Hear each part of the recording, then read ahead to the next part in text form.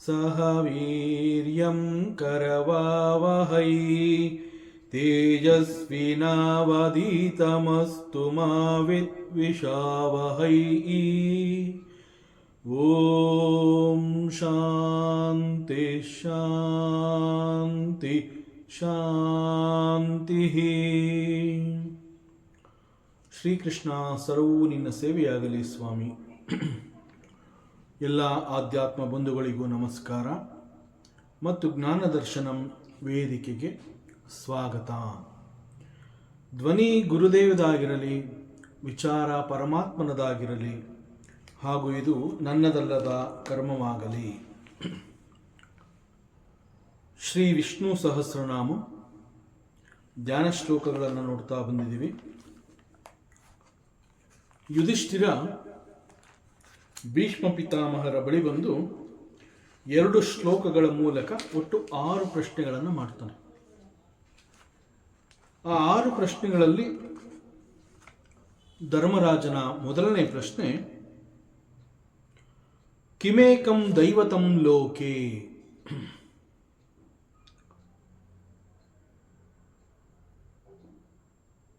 ಈ ಶ್ಲೋಕದಲ್ಲಿ ಲೋಕೆ ಅನ್ನುವಂತಹ ಒಂದು ಪದ, ದಟ್ ಈಸ್ ಸಮಸ್ತ ವಿದ್ಯಾಸ್ಥಾನಾನಿ. ಅಂಡ್ ಇನ್ ಆಲ್ ದಿ ಶಾಸ್ತ್ರಾಸ್ Yudhishthira is referring to that one Lord by whose order anything that functions. And Dharmaraja ಅಂತಹ ಒಬ್ಬ ದೇವರನ್ನ ಕುರಿತು ಇಲ್ಲಿ ಪ್ರಶ್ನೆ ಮಾಡ್ತಾ ಇದ್ದಾನೆ. ಯಾರು ಅಂತಹ ದೇವ? ಯಾವ ಒಬ್ಬ ದೇವನ ಕಾರಣದಿಂದ ಇಡೀ ಜಗತ್ತು it is functioning. So he is the Aadhaar. So ಅಂತಹ ದೇವರು ಯಾರು? ಅದು ಅವನ ಮೊದಲನೇ ಪ್ರಶ್ನೆ. ಮತ್ತು ಧರ್ಮರಾಜ ತನ್ನ ಎರಡನೇ ಪ್ರಶ್ನೆಯಲ್ಲಿ ಕೇಳ್ತಾ ಇದ್ದಾನೆ, ಲೋಕೆ ಕಿಂ ಏಕಂ ಪರಾಯಣಂ. ಎಗೇನ್ ಲೋಕೆ ಅಂತಂದ್ರೆ ಶಾಸ್ತ್ರದಲ್ಲಿ ಅನ್ನುವ ಅರ್ಥ. ಸೊ ಶಾಸ್ತ್ರದಲ್ಲಿ ಕಿಂ ಏಕಂ, ವಿಚ್ ಒನ್ ಈಸ್ ಪರಾಯಣಂ. ಪರಾಯಣಂ ಅಂತಂದ್ರೆ ಪರಂ ಅಯಣಂ, ಪರಾಯಣಂ ದಿ ಅಲ್ಟಿಮೇಟ್ ಎಂಡ್ ಅಂತ ಹೇಳ್ತೀವಿ. So what is that ultimate end? ಅಥವಾ ಅದನ್ನು ಅಬೋರ್ಡ್ ಅಂತ ಹೇಳ್ತೀವಿ, ಅಥವಾ ಸನ್ನಿಧಾನ ಅಂತ ಕರಿತೀವಿ. ಈವನ್ ಒಂದು ಮುಖ್ಯ ಉದ್ದೇಶಕ್ಕಾಗಿ ನಾವು ಹೋಗಿ ತಲುಪಬೇಕಾಗಿರುವಂತಹ ಒಂದು ಜಾಗ, ಅದನ್ನು ಕುರಿತು ಅಯಣಂ, ಅದು ಶ್ರೇಷ್ಠವಾದಂತಹ ಅಯಣ. ಸೊ ಪರಂ ಅಯಣಂ. ಸೊ ಯಾವುದು ಅಂತಹದ್ದು? ಶಾಸ್ತ್ರದಲ್ಲಿ ಅದರ ಬಗ್ಗೆ ಏನು ಹೇಳಿದೆ? So that is the question of Yudhishthira. ತಸ್ಮಿನ್ ಲೋಕೆ ಕಿಂ ಏಕಂ ಪರಾಯಣಂ. So what is that one ultimate goal? So this is another meaning of ಪರಾಯಣಂ, ಮುಖ್ಯ ಉದ್ದೇಶ. ಆ ರೀತಿ ಕೂಡ ಹೇಳ್ತೀವಿ. ಈ ಸೃಷ್ಟಿಯಲ್ಲಿ ನಾವು ಕೋಟಿ ಕೋಟಿ ಮನುಷ್ಯರುಗಳಿದ್ದೀವಿ.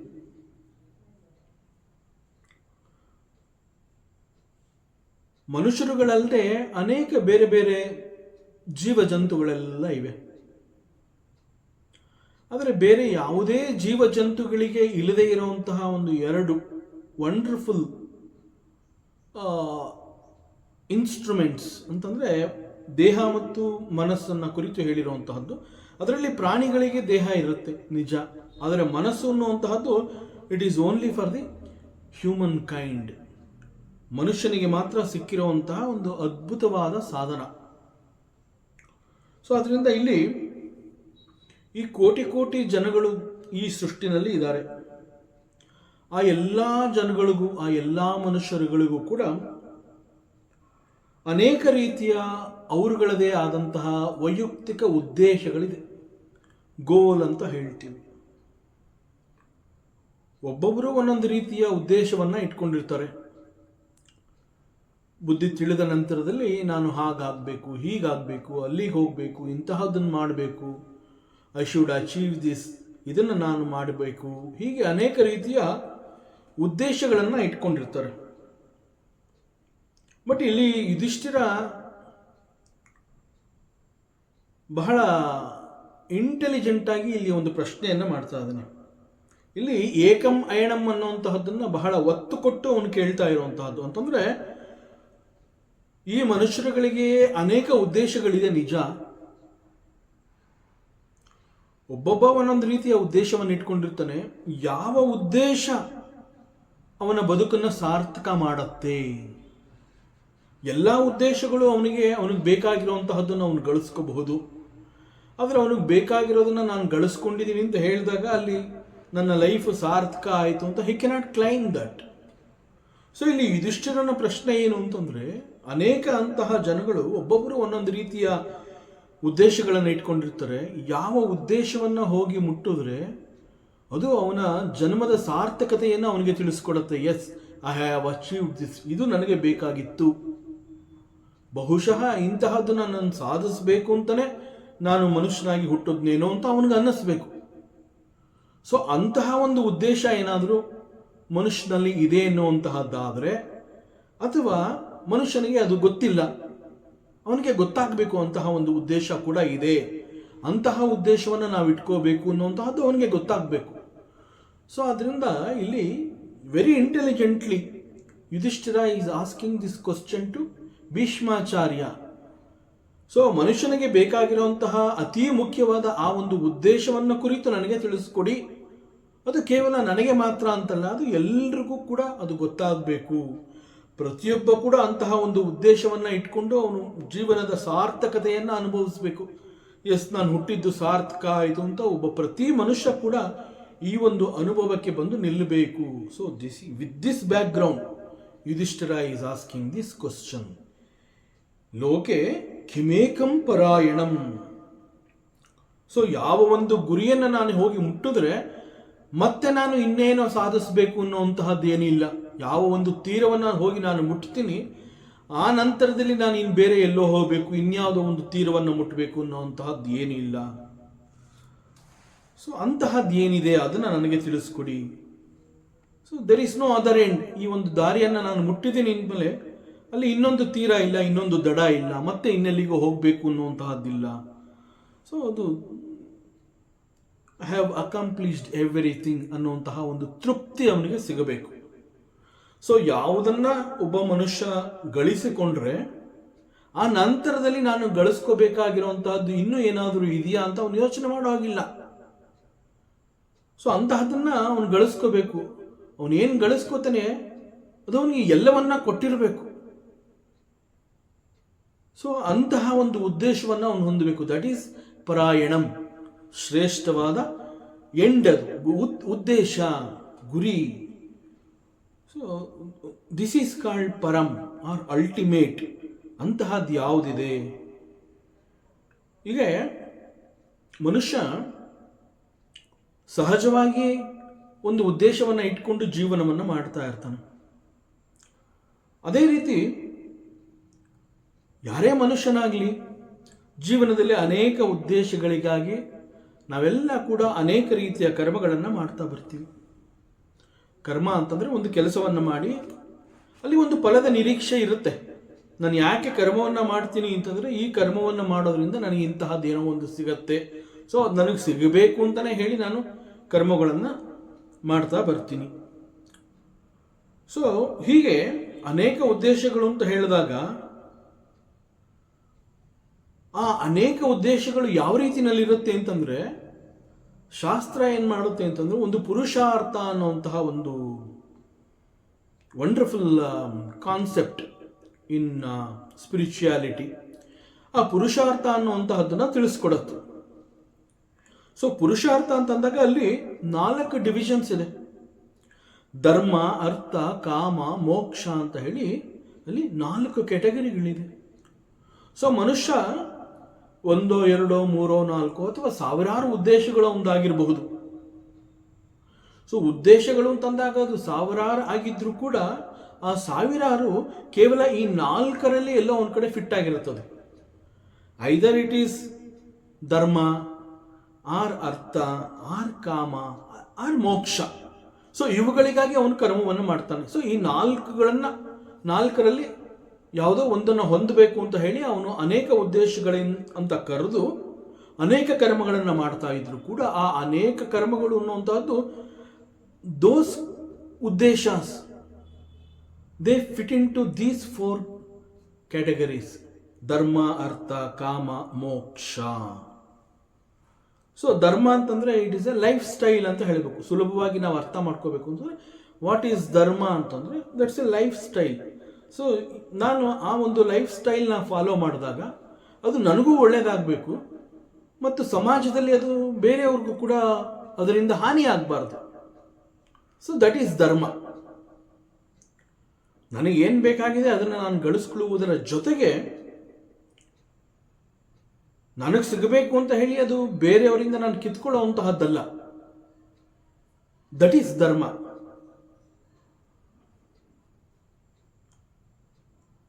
ಸೊ ಈ ರೀತಿ ಮಾಡಿದಾಗ there is a meaning full in that ಲೈಫಲ್ಲಿ. ನಾನು ಈ ರೀತಿ ಧರ್ಮವನ್ನು ಮಾಡಿ ಅದನ್ನು ಗಳಿಸ್ಕೊಂಡೆ ಅಂದಾಗ ಇಟ್ ಈಸ್ ಮೀನಿಂಗ್ಫುಲ್. ಆ ಒಂದು ತೃಪ್ತಿ ಸಿಗತ್ತೆ.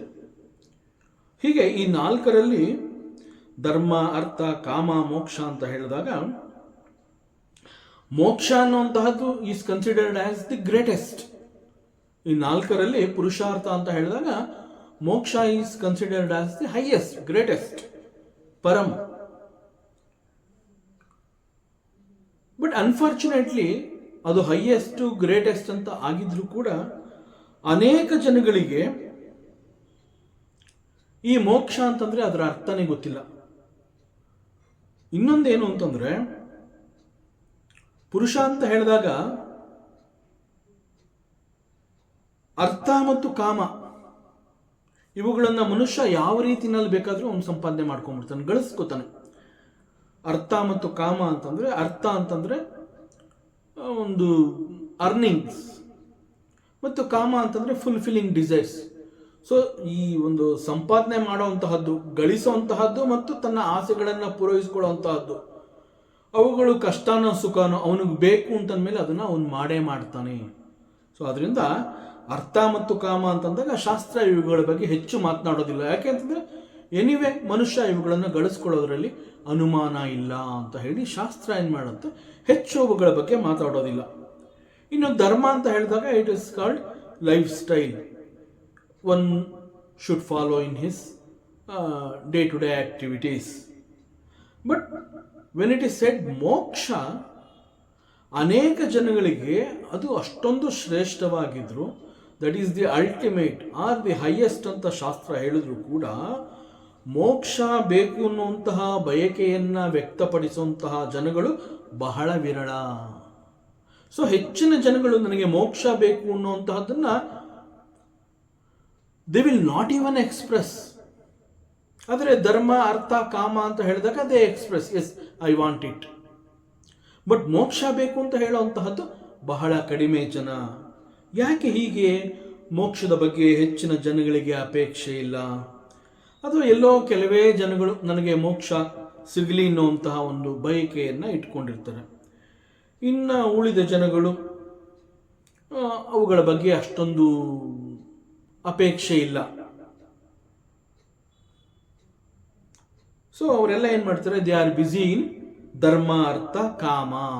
ಮೋಕ್ಷದ ಬಗ್ಗೆ ಗಮನ ಇಲ್ಲದೆ ಇರೋದ್ರಿಂದ ಹೆಚ್ಚಿನ ಜನಗಳು ದೇ ಆರ್ ಬಿಸಿ ವಿತ್ ಧರ್ಮ, ಅರ್ಥ ಅಂಡ್ ಕಾಮ. ಅದರಲ್ಲೂ ಕೂಡ ಅರ್ಥ ಮತ್ತು ಕಾಮವನ್ನ ಬಯಸುವಂತಹವರು ಹೆಚ್ಚಿನ ಜನಗಳು. ಬಿಕಾಸ್ ಅಲ್ಲಿ immediate result and you can experience the results. ಇಂತಹ ಕರ್ಮವನ್ನು ಮಾಡಿದ್ದೀನಿ ಅಂತಂದಾಗ ಅಲ್ಲಿ ನನಗೆ ಏನು ಸಿಗುತ್ತೆ ಅನ್ನೋ ಅಂಥದ್ದು ಇಮ್ಮಿಡಿಯೇಟ್ ಗೊತ್ತಾಗತ್ತೆ. ಏನು ಸಿಕ್ಕಿದೆ, ಏನು ಸಿಕ್ಕಿಲ್ಲ, ಮತ್ತು ಸಿಕ್ಕಿರುವ ಅದರಿಂದ ನಾನು ನನ್ನ ಆಸೆ ಬಯಕೆಗಳನ್ನು ಹೇಗೆ ಪೂರೈಸ್ಕೋಬಹುದು ಅದೆಲ್ಲ ಅವನಿಗೆ ಗೊತ್ತಾಗುತ್ತೆ. ಅದರಿಂದ ಹೆಚ್ಚಿನ ಜನಗಳು they are interested in artha and ಕಾಮ. ಇನ್ನು ಉಳಿದ ಕೆಲವು ಜನಗಳು ಧರ್ಮದ ಬಗ್ಗೆ ಕೆಲವರು ಆಸಕ್ತಿಯನ್ನು ಹೊಂದಿರ್ತಾರೆ.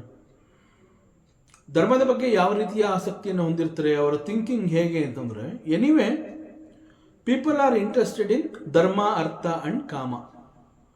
ಅವುಗಳಲ್ಲಿ ಹೆಚ್ಚಿನ ಜನಗಳು ಅರ್ಥ ಅಂಡ್ ಕಾಮ, ಕೆಲವು ಜನಗಳು ಮಾತ್ರ ಧರ್ಮವನ್ನು ದೇ ಪ್ರಿಫರ್. ಯಾವ ರೀತಿಯಲ್ಲಿ, ಹೇಗೆ ಅಂತಂದರೆ, ಫಾರ್ ಎಕ್ಸಾಂಪಲ್, ಸಾಮಾನ್ಯವಾಗಿ ವಾರದಲ್ಲಿ 5 ದಿನಗಳನ್ನ ಕಷ್ಟಪಟ್ಟು ಕೆಲಸ ಮಾಡುವಂತಹದ್ದು, 5 ದಿನಗಳು ಚೆನ್ನಾಗಿ ದುಡಿಯೋದು, ಕರ್ಮಗಳನ್ನು ಮಾಡುವಂತಹದ್ದು. ಸೊ ಕರ್ಮಗಳನ್ನು ಮಾಡೋದು, ದುಡಿಯೋದು ಅಂತಂದಾಗ ಅಲ್ಲಿ ಹಣ ಸಿಗತ್ತೆ.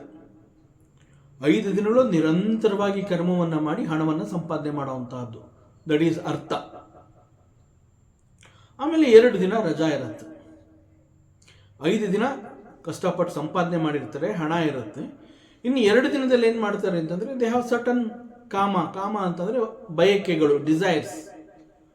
ಸೊ ಏನು ಹಣವನ್ನು ಸಂಪಾದನೆ ಮಾಡಿರ್ತಾರೆ ಕಷ್ಟಪಟ್ಟು ಕೆಲಸ ಮಾಡಿ, ಆ ಹಣವನ್ನು ವಿನಿಯೋಗಿಸಿ ಅವ್ರಿಗೆ ಏನು ಬೇಕಾಗಿದೆ ಅಂತಹದನ್ನು ಅವರು ಪಡ್ಕೋತಾರೆ. ಸೊ 5 ದಿನ ಕರ್ಮದಲ್ಲಿ ತೊಡಗಿ ಅರ್ಥವನ್ನು ಸಂಪಾದನೆ ಮಾಡುವಂತಹದ್ದು, ಉಳಿದ 2 ದಿನಗಳಲ್ಲಿ ತಮ್ಮ ಆಸೆ ಬಯಕೆಗಳನ್ನು ಪೂರೈಸಿಕೊಳ್ಳುವಂತಹದ್ದು. ಅಲ್ಲಿಗೆ 1 ವಾರ ಆಗುತ್ತೆ. ಹೇಗೆ they are back to the field. ಮತ್ತೆ ಅವರು ಕರ್ಮವನ್ನು ಮುಂದುವರಿಸುವಂತಹದ್ದು ಹಣದ ಸಂಪಾದನೆಗಾಗಿ. ಆದರೆ ಇದರಲ್ಲಿ ಮತ್ತೊಂದು ಕ್ಯಾಟಗರಿ ಜನ ಅವ್ರೇನು ಮಾಡ್ತಾರೆ ಅಂತಂದರೆ, 5 ದಿನ ಕಷ್ಟಪಟ್ಟು ಕೆಲಸ ಮಾಡಿ ಹಣವನ್ನು ಸಂಪಾದನೆ ಮಾಡಿರ್ತಾರೆ. 1 ದಿನದಲ್ಲಿ ತಮಗೆ ಬೇಕಾಗಿರುವಂತಹದನ್ನು ಪಡ್ಕೊಂಡು ಅವಶ್ಯಕತೆಗಳನ್ನು ಪೂರೈಸಿಕೊಂಡು ಇನ್ನು 1 ದಿನವನ್ನು ಏನು ಮಾಡ್ತಾರೆ ಅಂತಂದರೆ, ಹೇಗಿದ್ರೂ ನಾನು ಸಂಪಾದನೆ ಮಾಡಿದ್ದೀನಿ, ಸ್ವಲ್ಪ ದಾನ ಧರ್ಮ ಮಾಡೋಣ, ಧರ್ಮದ ಹಾದಿನಲ್ಲಿ ಹೆಜ್ಜೆ ಹಾಕೋಣ, ಇದು ಒಳ್ಳೆಯದು ಅನ್ನೋ ಒಂದು ನಂಬಿಕೆ ಅವರಲ್ಲಿ ಇರೋದ್ರಿಂದ ಏನು ಮಾಡ್ತಾರೆ, ಸಮಾಜದಲ್ಲಿ ಏನೋ ಒಂದು ಸರ್ವೀಸ್ ನೀಡಿ ಜನಗಳಿಗೆ ಬೇಕಾಗಿರುವಂತಹದ್ದನ್ನು ಒದಗಿಸುವಂತಹದ್ದು, ಯಾವ ರೀತಿಯ ಸೇವೆ ಬೇಕಾದ್ರೂ ಆಗಿರಬಹುದು, ದಾನ ಧರ್ಮ ಮಾಡುವಂತಹದ್ದು, ಕೆಲವು ಹಸುವೆಯಿಂದ ಕೂಡಿರುವಂತಹ ಜನಗಳಿಗೆ ಊಟವನ್ನು ಒದಗಿಸೋದು, ಅಥವಾ ಕೈಲಾದ ಆಸಕ್ತರಿಗೆ ಬೇಕಾಗಿರುವಂತಹ ಫಿಸಿಕಲ್ ಹೆಲ್ಪ್ ಸರ್ವೀಸ್ಗಳನ್ನ ಮಾಡುವಂತಹದ್ದು. ಸೊ ಅವ್ರಿಗೆ ದೇ ಹ್ಯಾವ್ ದಟ್ ಬಿಲೀಫ್, ಈ ರೀತಿ ಸೇವೆ ಮಾಡ್ತೀವಲ್ಲ, ಇಟ್ ಈಸ್ ಕಾಲ್ಡ್ ಧರ್ಮ. ಎನಿವೆ 5 ದಿನ ಸಂಪಾದನೆ ಮಾಡಾಗಿದೆ, ನನಗೆ ಬೇಕಾಗಿರುವಂತಹದ್ದೆಲ್ಲ ಸಿಕ್ಕಿದೆ, 6ನೇ ದಿನ ಕೂಡ ನನಗೆ ಏನೇನು ಬೇಕು ಅದನ್ನೆಲ್ಲ ನಾನು ಗಳಿಸ್ಕೊಂಡೆ, 1 ದಿನನಾದರೂ ವಾರದಲ್ಲಿ ಸೇವೆ ಮಾಡೋಣ, ಸರ್ವೀಸ್ ಮಾಡೋಣ, that is dharma. So they think that 1 day spending something with these people, help ಮಾಡುವಂತಹದ್ದು, ಸರ್ವೀಸ್ ಮಾಡುವಂತಹದ್ದು, ದಟ್ ಇಟ್ ಸೆಲ್ಫ್ ಈಸ್ ಧರ್ಮ. ಈ ಒಂದು ನಂಬಿಕೆ ಕೆಲವು ಜನಗಳಲ್ಲಿ ಇರುತ್ತೆ. ಸೊ ಹೀಗೆ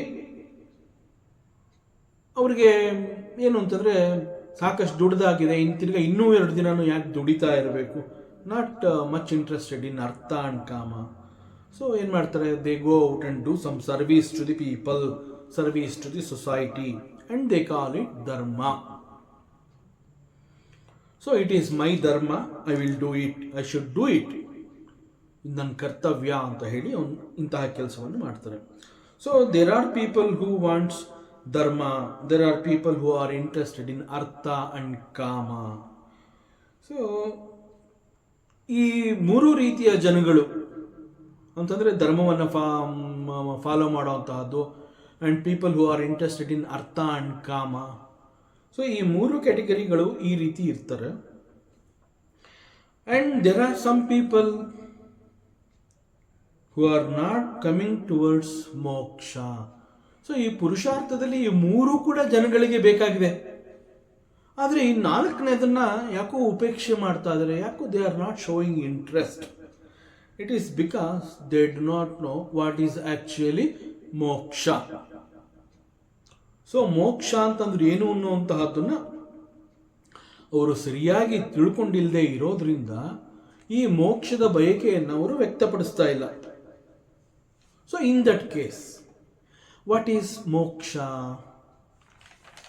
ಈಗ ನಮ್ಮ ಸುತ್ತಮುತ್ತ ಇರುವಂತಹ ಕೆಲವು ಜನಗಳನ್ನು ನಾವೇ ಒಂದು ವೇಳೆ ವಾಟ್ ಈಸ್ ಮೋಕ್ಷ ಅಂತ ಏನಾದ್ರು ಒಂದು ಪ್ರಶ್ನೆಯನ್ನು ಮಾಡಿದ್ರೆ, ಹೆಚ್ಚಿನ ಜನಗಳು ಅವ್ರು ತಿಳ್ಕೊಂಡಿರುವ ಪ್ರಕಾರ ಏನು ಉತ್ತರವನ್ನು ಕೊಡ್ತಾರೆ?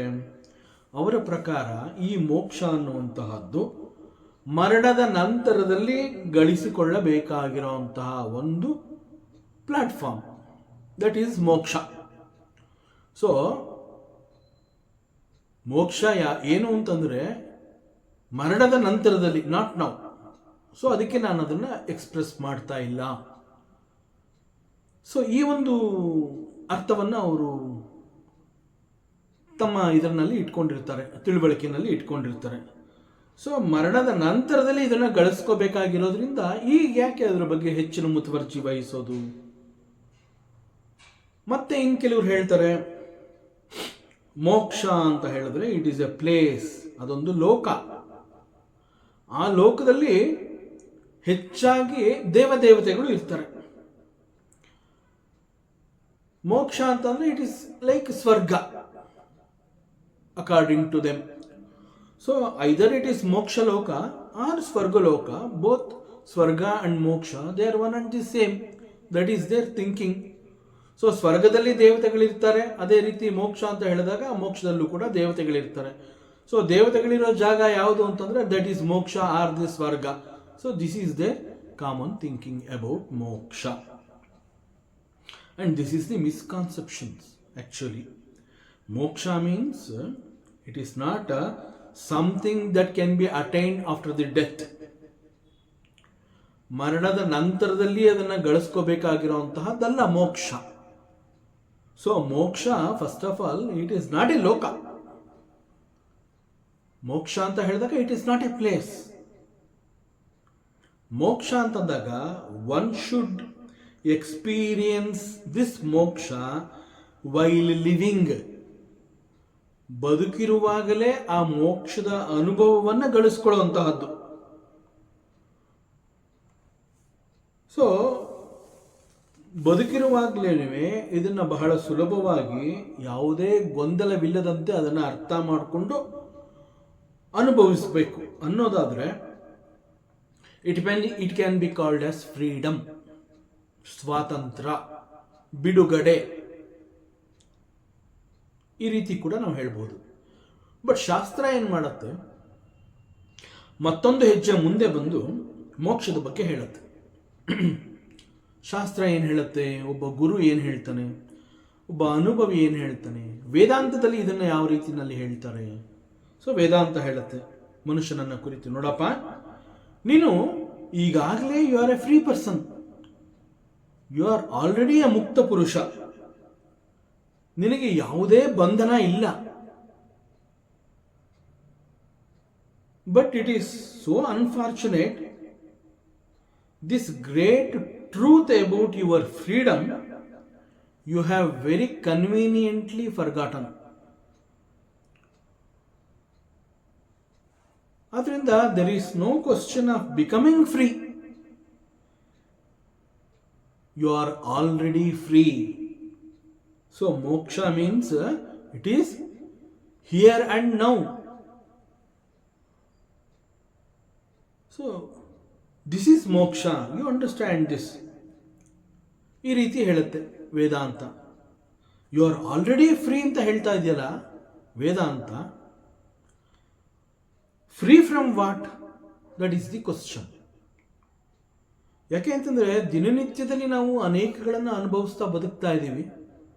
ಬಟ್ ವೇದಾಂತ ನಮಗೆ ಹೇಳ್ತಾ ಇದೆ you are a free person, ನೀನು ಮುಕ್ತ ಪುರುಷ, ನಿನಗೆ ಯಾವುದೇ ಬಂಧನ ಇಲ್ಲ ಅಂತ ಹೇಳ್ತಾ ಇದೆ.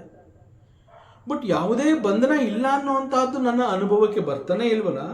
So according to Vedanta it is calling me that I am already a free person.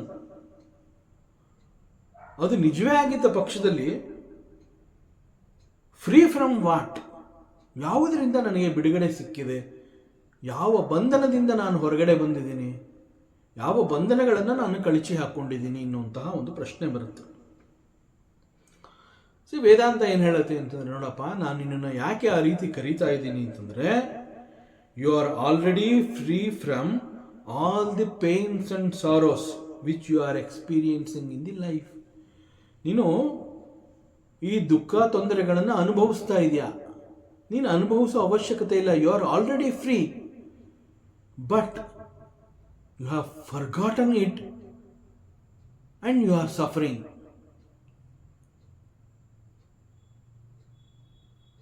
ವೇದಾಂತ ಇದನ್ನು ಇಷ್ಟು ಸ್ಪಷ್ಟವಾಗಿ ಹೇಳಿದ್ರು ಕೂಡ ಒಬ್ಬ ಮನುಷ್ಯ ಪ್ರತಿನಿತ್ಯ ಅಂತಂದರೆ ಕಂಟಿನ್ಯೂಸ್ ಆಗಿ ಹಿ ಈಸ್ ಸಫರಿಂಗ್. ಅವನ ಅನುಭವಗಳೆಲ್ಲವೂ ಕೂಡ ಸದಾಕಾಲ ನೋವು, ಸಂಕಟ, ದುಃಖಗಳಿಂದ ತುಂಬಿದೆ. ಆದರೆ ಇಲ್ಲಿ ಶಾಸ್ತ್ರ ಹೇಳ್ತಾ ಇದೆ, you are already a free person. ಆದರೆ ನಾನು ಇಲ್ಲಿ ಇಷ್ಟೊಂದು ದುಃಖ, ನೋವು, ಸಂಕಟಗಳನ್ನು ಅನುಭವಿಸ್ತಾ ಇದ್ದೀನಿ.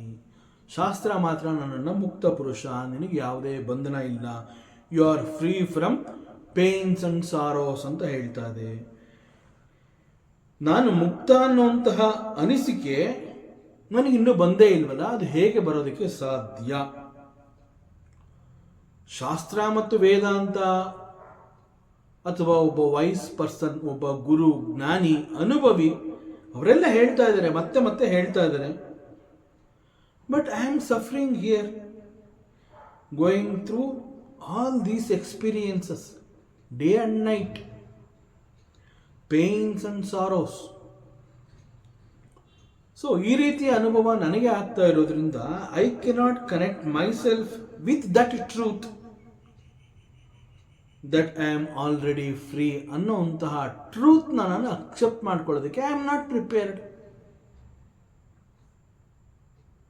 ಜೊತೆಗೆ ಶಾಸ್ತ್ರ ಏನು ಹೇಳುತ್ತೆ, ಮತ್ತು ಮನುಷ್ಯ ಪುರುಷಾರ್ಥವನ್ನು ಯಾಕೆ ಬಯಸ್ತಾ ಇದ್ದಾನೆ? We have to think little bit about this, we have to analyse this. ಶಾಸ್ತ್ರ ಏನು ಹೇಳ್ತಾ ಇದೆ ಅದನ್ನು ನಾವು ಅರ್ಥ ಮಾಡ್ಕೋಬೇಕು. ಜೊತೆಗೆ ಮನುಷ್ಯ ಯಾಕೆ ಶಾಸ್ತ್ರದಲ್ಲಿ ಹೇಳಿರುವಂತಹ ಪುರುಷಾರ್ಥವನ್ನು ಅವನು ಬಯಸ್ತಾ ಇದ್ದಾನೆ?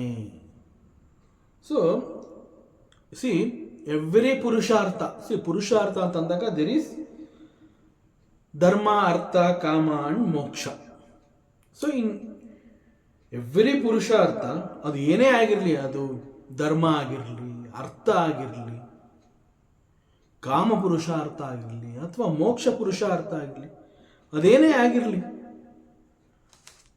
At the end he is seeking to be free from a want.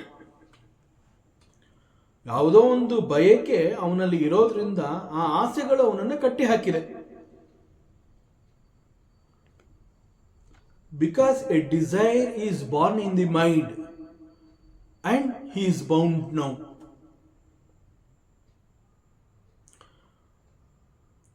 He is bound by desires. ಈಗ ಅವನ ಮನಸ್ಥಿತಿ ಏನು ಅಂತಂದರೆ, ಯಾವ ಒಂದು ಆಸೆ ಅಥವಾ ಬಯಕೆ ಎನ್ನುವಂತಹದ್ದು ನನ್ನ ಮನಸ್ಸಿನಲ್ಲಿ ಹುಟ್ಟಿದೆ, ಆ್ಯಂಡ್ ಬಿಕಾಸ್ ಆಫ್ ದಟ್ ಅದು ನನಗೆ ಸಿಗೋವರೆಗೆ ನನಗೆ ನೆಮ್ಮದಿ ಇಲ್ಲ, ಶಾಂತಿ ಇಲ್ಲ, ಸುಖ ಇಲ್ಲ. ಸೊ ನನ್ನ ಸುಖ, ನನ್ನ ಶಾಂತಿ, ನನ್ನ ನೆಮ್ಮದಿ ಆ ವಸ್ತುನಲ್ಲಿದೆ. ಯಾವುದನ್ನು ನಾನು ಆಸೆ ಪಡ್ತಾ ಇದ್ದೀನಿ ಆ ಒಂದು ವಸ್ತುವಿನಲ್ಲಿ ನನಗೆ ಬೇಕಾಗಿರುವಂತಹ ಶಾಂತಿ, ನೆಮ್ಮದಿ ಮತ್ತು ಸಂತೋಷ ಎಲ್ಲ ಆ ವಸ್ತುನಲ್ಲಿ ಹೋಗಿ ಸೇರಿಕೊಂಡಿದೆ. ಆದ್ದರಿಂದ ನನಗೆ ಆ ಒಂದು ವಸ್ತು ಸಿಗೋವರೆಗೆ I feel unhappy,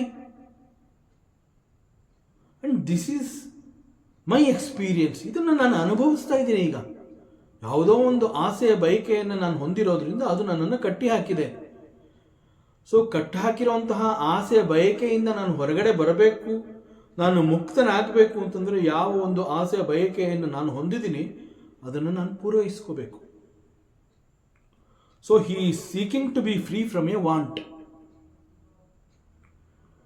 ಅದು ಯಾವ ರೀತಿ ಬೇಕಾದ್ರೂ ಆಗಿರಬಹುದು, ಯಾವುದೇ ಒಂದು ರೀತಿಯ ಆಸೆ, ಬಯಕೆ ಈಗಾಗಲೇ ಅದು ಮನುಷ್ಯರನ್ನ ಕಟ್ಟಿ ಹಾಕಿದೆ ಅಂತಂದ ಮೇಲೆ he is bound, that is the meaning. So by fulfilling that desire,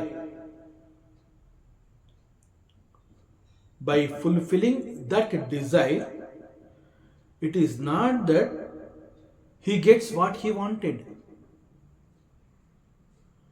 ಕೇವಲ ಅವನು ಏನು ಆಸೆ ಪಟ್ಟ ಅದನ್ನು ಪೂರೈಸಿಕೊಂಡ ಅಷ್ಟು ಮಾತ್ರ ಅಲ್ಲ. ಯಾವಾಗ ಅವನು ತನ್ನ ಬಯಕೆಯನ್ನು ಪೂರೈಸಿಕೊಂಡ ಆಗ ಆ ವಸ್ತುವನ್ನು ಪಡೆಯುವುದರ ಜೊತೆಯಲ್ಲಿ ಯಾವ ಒಂದು ಬಯಕೆ ಅವನನ್ನು ಕಟ್ಟಿ ಹಾಕಿರುತ್ತೆ ಆ ಬಂಧನದಿಂದ ಬಿಡುಗಡೆಯಾದಂತಹ ಅನುಭವ ಕೂಡ he gets it through fulfilling that desire. So now he feels, to that extent I am free now. So wants are generated in the mind. Wants are generated in my mind. ಅವುಗಳು ನನ್ನನ್ನು ಕಟ್ಟಿ ಹಾಕ್ಬಿಟ್ಟಿತ್ತು. So ಈಗ ನಾ ಏನು ಮಾಡಿದೆ, ಆಸೆಗಳನ್ನು ಪೂರೈಸ್ಕೋಬೇಕು ಅಂತ ಹೇಳಿ ನಾನು ಕೆಲವು ಕರ್ಮಗಳನ್ನು ಮಾಡ್ತೀನಿ.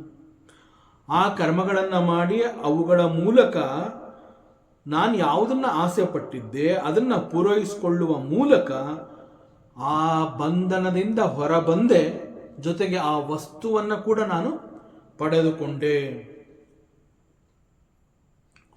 ಸೊ ಪುರುಷಾರ್ಥ ಅಂತಂದಾಗ at the end I am seeking freedom. This is the meaning. For example, let us analyse. ನಮಗೆ ಆಹಾರ ಬೇಕು ಅಂತ ಅನ್ಸುತ್ತೆ, ಫುಡ್. ಆಹಾರ ಯಾಕೆ ಬೇಕು ಅಂತ ಅನ್ಸುತ್ತೆ? Because we want to be free from hunger. ಹಸಿವೆ ಆಗ್ತಾ ಇದೆ,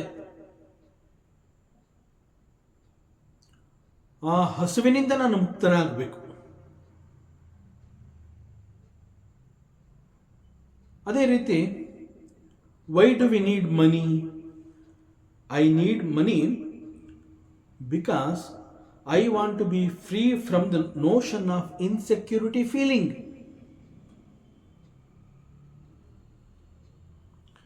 ಈಗ ನನ್ನ ಹತ್ರ ಹಣ ಇಲ್ಲ ಅಂತಂದರೆ ಒಂದು ರೀತಿಯ ಇನ್ಸೆಕ್ಯೂರಿಟಿ ಫೀಲಿಂಗ್. ಯಾವ ಸಮಯದಲ್ಲಿ ಏನಾಗುತ್ತೋ, ಈಗ ನನ್ನ ಹತ್ರ ಏನೂ ಇಲ್ಲ, ನನಗೆ ಇಂತಹದ್ದು ಬೇಕಾಗಬಹುದು, ಅದು ಬೇಕು ಅಂತಂದಾಗ ನಾನು ಹಣವನ್ನು ಖರ್ಚು ಮಾಡಬೇಕಾಗತ್ತೆ, ಆದರೆ ಹಣ ಇಲ್ಲ. ಸೊ ಹಣ ಇಲ್ಲ ಅಂತಂದಾಗ ನನಗೆ ಬೇಕಾಗಿರುವಂತಹ ಆ ಒಂದು ವಸ್ತು, ಅದೇನೇ ಆಗಿರಲಿ, ಅದು ಒಂದು ವಸ್ತು, ವಿಷಯ, whatever it is, so ಅದು ನನ್ನ ಹತ್ರ ಇಲ್ಲ ಅಂತಂದಾಗ I feel insecurity feeling. So the feeling of insecurity ಎನ್ನುವಂತಹದ್ದು ಈ ರೀತಿಯಲ್ಲಿ ಉದ್ಭವವಾಗುತ್ತೆ. So in every want, when we analyse it properly, the want is fulfilled either from dharma ಪುರುಷಾರ್ಥ, or a want is fulfilled through artha ಪುರುಷಾರ್ಥ, ಆರ್ ಫ್ರಮ್ ದಿ ಕಾಮ ಪುರುಷಾರ್ಥ. So ಪ್ರತಿಯೊಬ್ಬ ಮನುಷ್ಯ ಕೂಡ he is seeking moksha only, but he is not using the word moksha. He is seeking freedom. ಅದು insecurity feeling ಆಗಿರಬಹುದು, ಹಸುವೆಯನ್ನು ನೀಗಿಸ್ಕೊಳ್ಳೋದಕ್ಕೆ ಬೇಕಾಗಿರುವಂತಹ ಆಹಾರ ಆಗಿರಬಹುದು, ಅಥವಾ ಯಾವುದೋ ಒಂದು ವಸ್ತುವಿನ ಮೇಲೆ ಬಯಕೆ, ಆಸಕ್ತಿ ಉಂಟಾಗಿರುತ್ತೆ. ಒಟ್ಟಿನಲ್ಲಿ he is seeking freedom. That freedom is called the moksha. He is not exactly using this word as moksha. ನನಗೆ ಮೋಕ್ಷ ಬೇಕು ಅಂತ ಹೇಳೋದಿಲ್ಲ, ನನಗೆ ಹಸಿವೆ ಆಗ್ತಾ ಇದೆ ಅಂತ ಹೇಳ್ತಾನೆ. ನನಗೆ ಮೋಕ್ಷ ಬೇಕು ಅಂತ ಹೇಳ್ತಾ ಇಲ್ಲ, ನನಗೆ ಇಂತಹ ಒಂದು ವಸ್ತು ಬೇಕು ಅಂತ ಹೇಳ್ತಾ ಇದ್ದಾನೆ. He is not referring it as moksha. That is why ಮೋಕ್ಷದ ಬಗ್ಗೆ ಅವನಿಗೆ ನೇರವಾದ ಅರ್ಥ ಗೊತ್ತಾಗ್ತಾ ಇಲ್ಲ. So moksha is every goal that he is seeking. He wants to be free. ನಾವು ಯಾಕೆ ಕೆಲವುಗಳಿಗೆ ಆಸೆಯನ್ನು ಪಡ್ತಾ ಇದ್ದೀವಿ? ಬಿಕಾಸ್ ಆಸೆಗಳ ಕಾರಣದಿಂದ so many things are bothering me. So many things are bothering me ಅಂತಂದರೆ ನನಗೆ ನೆಮ್ಮದಿನೇ ಇಲ್ಲ, ಅಲ್ಲಿಗೆ ನನ್ನ ತಲೆನಲ್ಲಿ ಅನೇಕಗಳು ಕೊರೀತಾ ಇದೆ ಅಂತ ಅರ್ಥ. ಸೊ ಇವುಗಳಿಂದ ನನಗೆ ಫ್ರೀಡಮ್ ಬೇಕು. ಈ ಬಾದರಿಂಗ್ಸ್ ಇದೆಯಲ್ಲ, ಯಾವನ ಕೈನಲ್ಲಿ ತಡ್ಕೊಳಕ್ಕಾಗತ್ತೆ ಅಂತ ನಾವು ಹೇಳ್ತೀವಲ್ಲ, ಬಾದರಿಂಗ್ಸ್. ಸೊ ಇವುಗಳಿಂದ ನನಗೆ ಫ್ರೀಡಮ್ ಬೇಕು. ಸೊ ಈ ಬಾದರಿಂಗ್ಸ್ ಬೇಡ ಅಂತ ಹೇಳ್ತೀನಲ್ಲ, that itself is called the moksha. You have to think about it. So moksha means it is ಬಿಡುಗಡೆ, ಫ್ರೀಡಮ್. ಸೊ ಇಲ್ಲಿ ಯುಧಿಷ್ಠಿರ ಪ್ರಶ್ನೆ ಮಾಡ್ತಾ ಇರುವಂತಹದ್ದು ಈ ರೀತಿನಲ್ಲಿ ಇದೇ ಆಗಿದೆ ಅವನ ಪ್ರಶ್ನೆ. ಲೋಕೆ ಕಿಂ ಏಕಂ ಪರಾಯಣಂ. ಭೀಷ್ಮಾಚಾರ್ಯರನ್ನ ಅವನು ಕೇಳ್ತಾ ಇದ್ದಾನೆ, ಹೇ ಪಿತಾಮಹ, tell me that one end gaining which there is no other end, so that I will stop being a wanting person. ನಾನಿನ್ನು ವಸ್ತುಗಳಿಗಾಗಿ ಹುಡುಕಾಟ ಮಾಡೋದಿಲ್ಲ. ಯಾವ ಒಂದು ವಸ್ತುವನ್ನು ನಾನು ಗಳಿಸ್ಕೊಂಡ್ರೆ ಅದು ನಾನು ಎಲ್ಲವನ್ನ ಗಳಿಸ್ಕೊಂಡೇ ಆಗತ್ತೆ, ಅಂತಹದ್ದೇನಾದರೂ ಇದ್ರೆ ಅದನ್ನು ನನಗೆ ತಿಳಿಸು ಅಂತ ಇಲ್ಲಿ ಕೇಳ್ತಾ ಇದ್ದಾನೆ. ಯಾವ ಒಂದನ್ನು ನಾನು ಗಳಿಸ್ಕೊಂಡ್ರೆ ಅದು ಎಲ್ಲವೂ ಆಗಿರುತ್ತೆ, ಅಂತಹದ್ದೇನಾದರೂ ಇದ್ರೆ you give me that knowledge. I want to know about it. That is his second question. Kim ekam parayanam. I want to know about it. ಇನ್ನು ಧರ್ಮರಾಜನ ಮೂರನೇ ಪ್ರಶ್ನೆ ಅಂಡ್ ನಾಲ್ಕನೇ ಪ್ರಶ್ನೆ ಏನು ಅಂತಂದ್ರೆ, ಮೂರನೇ ಪ್ರಶ್ನೆಯಲ್ಲಿ ಅವನು ಕೇಳ್ತಾನೆ, ಕಂ ಸ್ತುವಂತಹ. ಕಂ ಸ್ತುವಂತಹ. ಸ್ತುವಂತಹ ಅಂತಂದ್ರೆ ಪ್ರೈಸಿಂಗ್ ದಿ ಲಾರ್ಡ್, ಸ್ತುತಿಯನ್ನು ಮಾಡುವಂತಹದ್ದು, ಹಾಡಿ ಹೊಗಳುವಂತಹದ್ದು, singing the glory of the lord Bhagavan. So ಇಲ್ಲಿ ಯುಧಿಷ್ಠಿರ ಕೇಳ್ತಾ ಇದ್ದಾನೆ, ಹೇ ಪಿತಾಮಹ ಭೀಷ್ಮಾಚಾರ್ಯ, ಭಗವಾನ್ ಟೆಲ್ ಮಿ, ಯಾರೇ ಒಬ್ಬ ಆಗಿರಲಿ ಅವನು ಮತ್ತೊಬ್ಬನನ್ನ ಹೊಗಳಬೇಕು, ಸ್ತುತಿ ಮಾಡಬೇಕು, ಅವನನ್ನ ಪ್ರೈಸ್ ಮಾಡಬೇಕು ಅನ್ನೋದೇ ಆದ ಪಕ್ಷದಲ್ಲಿ ಅವನ ಬಗ್ಗೆ ಇವನಿಗೆ ಚೆನ್ನಾಗಿ ಗೊತ್ತಿರಬೇಕು. ಈಗ ನಾನು ನಿನ್ನನ್ನು ಪ್ರೈಸ್ ಮಾಡಬೇಕು ಅಂತಂದ್ರೆ ನನಗೆ ನಿನ್ನ ಬಗ್ಗೆ ಎಲ್ಲ ಗೊತ್ತಿರಬೇಕು. ನಿನ್ನ ಮಹಿಮೆ ಗೊತ್ತಿರಬೇಕು, ನಿನ್ನ ಶಕ್ತಿ ಗೊತ್ತಿರಬೇಕು, ನಿನ್ನ ಜ್ಞಾನ ಗೊತ್ತಿರಬೇಕು, ನಿನ್ನ ಮಹಿಮೆಗಳು ನನಗೆ ಗೊತ್ತಾಗಿರಬೇಕು. ಸೊ ನೀನು ಸರ್ವಶಕ್ತ ಅನ್ನುವಂತಹದ್ದು ಪರಿಪೂರ್ಣವಾಗಿ ಸಂಪೂರ್ಣವಾಗಿ ನನಗೆ ಅರಿವಾಗಿರಬೇಕು. ನಿನ್ನ ಬಗ್ಗೆ ನನಗೆ ಏನು ಗೊತ್ತೇ ಇಲ್ಲ ಅಂತಂದ್ರೆ how can I praise you?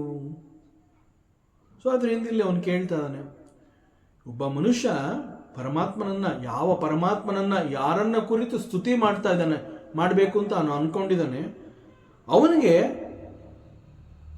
ಆ ಪರಮಾತ್ಮನ ಬಗ್ಗೆ ಅಥವಾ ಆ ಒಂದು ಶಕ್ತಿಯ ಬಗ್ಗೆ ಸಂಪೂರ್ಣ ಅರಿವು ಇರಬೇಕು, ಜ್ಞಾನ ಇರಬೇಕು. ಅಂತಹ ಜ್ಞಾನ ಇಲ್ಲ ಅಂತಂದ್ರೆ ಹೇಗೆ ತಾನೇ ಅವರನ್ನ ಹೊಗಳೋದಕ್ಕೆ ಸಾಧ್ಯ? It is not possible. So ಕಂ ಕಥಂ ದೇವಂ ಸ್ತುವಂತಹ. ಸ್ತುವಂತಹ ಮೀನ್ಸ್ ಗುಣಕೀರ್ತಿಂ ಕುರುವಂತಹ. So I sing, I praise,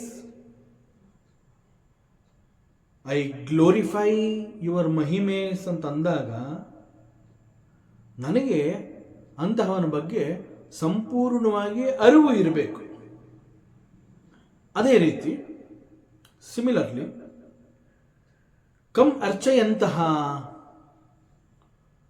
ಯಾರನ್ನ ವರ್ಷಿಪ್ ಮಾಡಬೇಕು? ಕಂ ಕಥಂ ದೇವಂ ಅರ್ಚೆಯಂತಹ, ಬೈ ವರ್ಷಿಪಿಂಗ್ ವಿಚ್ ಲಾರ್ಡ್, ಯಾವ ಪರಮಾತ್ಮನನ್ನ ಕುರಿತು ನಾನು ಪೂಜೆ ಮಾಡಿದ್ರೆ ಯಾವ ರೀತಿಯಲ್ಲಿ ಪೂಜೆ ಮಾಡಬೇಕು?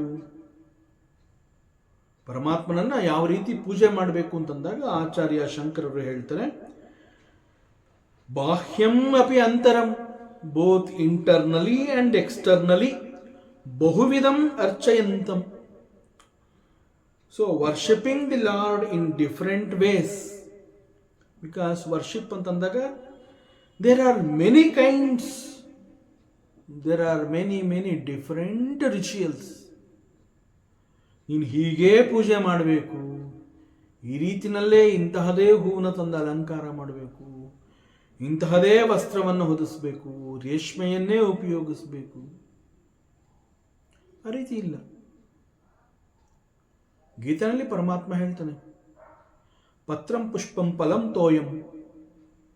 ನೀನು ಪರಮಾತ್ಮನನ್ನು ಪೂಜೆ ಮಾಡಬೇಕು ಅಂತಂದ್ರೆ ಅದು ಒಂದು ಪತ್ರವಾಗಿರಬಹುದು, ಯಾವುದೇ ಒಂದು ಹೂವೇ ಆಗಿರಬಹುದು, ಯಾವುದೇ ಒಂದು ಹಣ್ಣಾಗಿರಬಹುದು, ಏನೂ ಇಲ್ವಾ? ತೋಯಂ, ಒಂದು ಹನಿ ನೀರು ಹಾಕ್ಬೋದು ನಿನಗೆ, ಅದು ನನಗೆ ಅಭಿಷೇಕ ಆಗುತ್ತೆ. But you have to do it with love, devotion. So bhakti is important ಅನ್ನೋದನ್ನ ಪರಮಾತ್ಮ ಹೇಳ್ತಾ ಇದ್ದಾನೆ. ಸೊ ನೀನು ಪೂಜೆಯನ್ನು ಹೇಗೆ ಬೇಕಾದರೂ ಮಾಡು, ನಿನಗೆ ಇಷ್ಟ ಬಂದಂಗೆ ಮಾಡು, ಬಟ್ ನೀ ಏನು ಮಾಡ್ತೀಯ, do it with love, do it with devotion. Because I will not see how you are worshipping me, I want to see your devotion. ನೀನು ನನ್ನನ್ನು ಎಷ್ಟು ಪ್ರೀತಿ ಮಾಡ್ತಾ ಇದೆಯಾ, ನಿನ್ನ ಪ್ರೀತಿಯನ್ನು ನಾನು ನೋಡಬೇಕು ಅಂತ ಹೇಳ್ತಾನೆ ಪರಮಾತ್ಮ. ಸೊ ಇಲ್ಲಿ ಆಚಾರ್ಯ ಶಂಕರರು ಹೇಳ್ತಾ ಇದ್ದಾರೆ, ಬಾಹ್ಯಂ ಅಪಿ ಅಂತರಂ, internally and externally there are many kinds of rituals, many ways to do the worship. So ಯಾವ ರೀತಿ ಬೇಕಾದರೂ ನೀನು ಪೂಜೆ ಮಾಡು. ಬಟ್ ಇಲ್ಲಿ ಧರ್ಮರಾಜನ ಪ್ರಶ್ನೆ ಏನು ಅಂತಂದ್ರೆ, ಯಾವ ಪರಮಾತ್ಮನನ್ನ ನಾನು ಹಾಡಿ ಹೊಗಳಿ ಸ್ತುತಿ ಮಾಡಿದ್ರೆ, ಯಾವ ಪರಮಾತ್ಮನನ್ನ ನಾನು ಮನಸ್ಪೂರ್ವಕವಾಗಿ ಮನಸ್ಸಿಗೆ ತೃಪ್ತಿಯಾಗುವಂತೆ ಭಕ್ತಿಯಿಂದ ವಿತ್ ಡಿವೋಷನ್ ನಾನು ಪೂಜೆ ಮಾಡೋದ್ರಿಂದ ಮಾನವಾಹ ಶುಭಂ ಪ್ರಾಪ್ನುಯುಹು. So all the human beings will gain ಶುಭಂ. ಸೊ ಅಂತಹ ದೇವರು ಯಾರು? ಶುಭಂ ಅಂತಂದ್ರೆ ಇಲ್ಲಿ ಮನುಷ್ಯನಿಗೆ ಶುಭವಾಗಬೇಕು ಅಂತ ಅವನು ಕೇಳ್ತಾ ಇದ್ದಾನೆ. ಬಟ್ ಶುಭಂ ಅಂತಂದ್ರೆ it is Kalyanam, Mangalam. Again ಮಂಗಳಂ ಅಂತಂದ್ರೆ ಎಲ್ಲರಿಗೂ ಅದು ಒಳ್ಳೆ ಆಗಬೇಕು. ಸೊ ಅಂತಹ ಪರಮಾತ್ಮ ಯಾರು?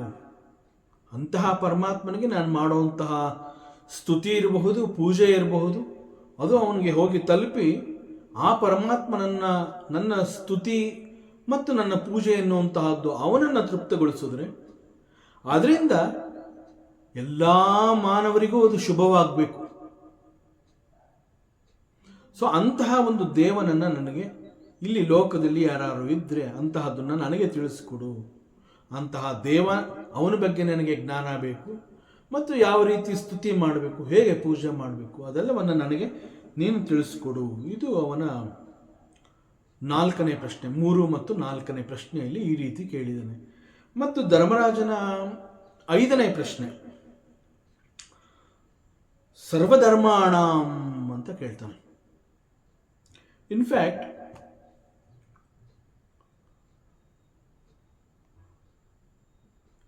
ಈ ಪಾಂಡವರಿಗೆ